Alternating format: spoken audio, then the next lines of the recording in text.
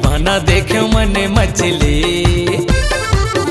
अलबेली है रे टूरी है सनान, दीवाना देखे मन मचले। अभी कच्ची कले हो कचनार, जवानी मोर आवन दे। अभी हवा धनेर में नदान, जवानी मोर आवन दे।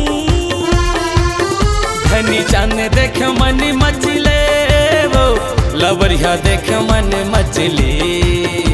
जवानी मोर आवन दे रे, जवानी मोर आवन दे।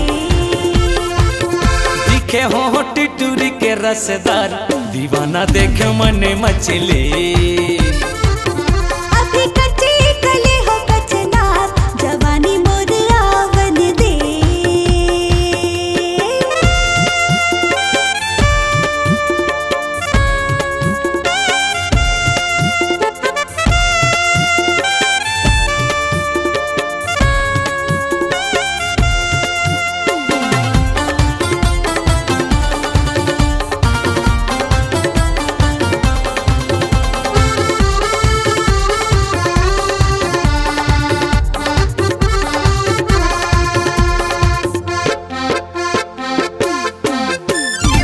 टी-शर्ट जीन्स पहिर के निकले, आखी में चश्मा लगाए।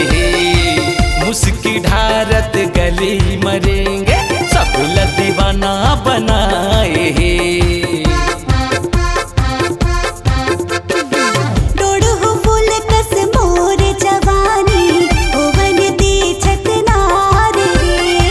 तोर खातिर मोर जिंदगी अरपन, कर लेना इंतजार रे। बिलसपुरिया देखे मन मचले, वो लवरिया देखे मन मचले। जवानी मोर आवन दे रे, जवानी मोर आवन दे। तोरी बोली लेवथे मोरे जान, दीवाना देखे मन मचले। अभी हवा धनेर में नदान, जवानी मोर आवन दे।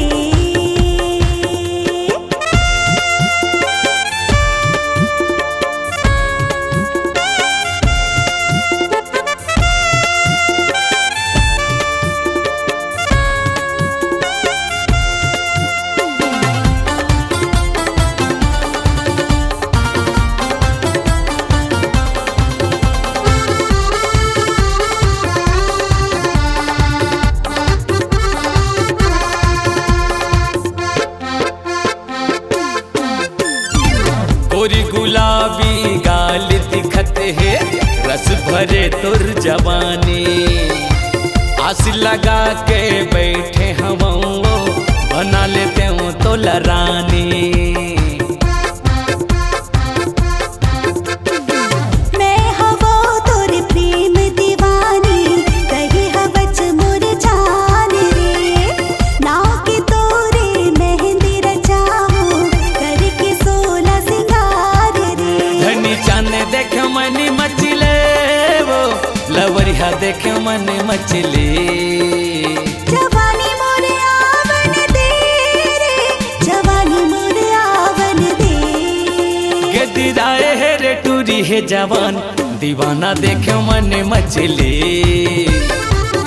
अलबेली है रे टूरी है सनान, दीवाना देखे मन मचले। अभी कच्ची कली हो कचनार, जवानी मोर आवन दे। अभी हवा धनेर में नदान, जवानी मोर आवन दे। बिलसपुरिया देखे मन मचले, वो लवरिया देखे मन मचले। जवानी मोर आवन दे रे, जवानी मोर आवन दे। दिखे हो टिटूरी के रसदार, दीवाना देखे मन मचले। कहीं हवच धनेर मोर जान, जवानी मोर आवन दे। गदिराए है रे टूरी है जवान, दीवाना देखे मन मचले। जवानी मोर आवन दे। दीवाना देखे मन मचले।